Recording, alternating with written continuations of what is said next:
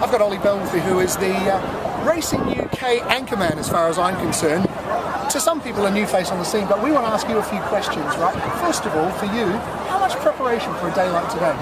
It's quite a lot, to be honest. Yeah. You've got 7 races, so the night before, well, the day before, I'll go through all the races, probably spend a couple of hours just on an overview, and then each race, probably say there's, for example, a 10-horse race, I'll look at the first 6 or 7 in the betting very much in depth.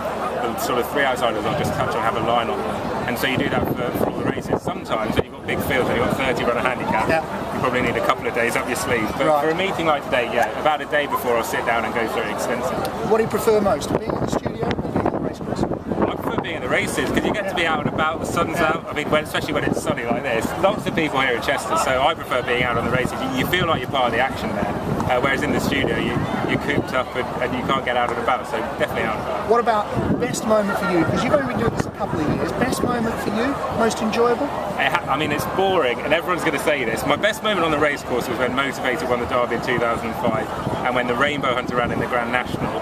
But the best moment presenting has to be when Frankel ran in the Champions there. Right. It was just like the sort of round off of his career.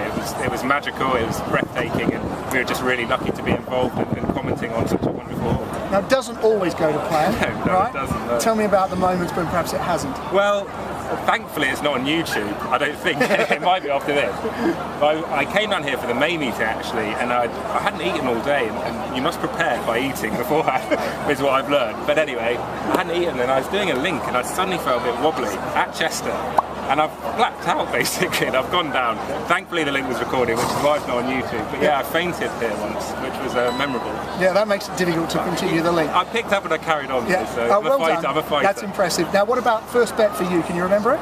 First bet, actually again was here. All right. I remember my dad used to present actually, and in the old days when the Racer Channel, they used to present on that stand there, and there's a policeman at the bottom, and there was a horse called Panther.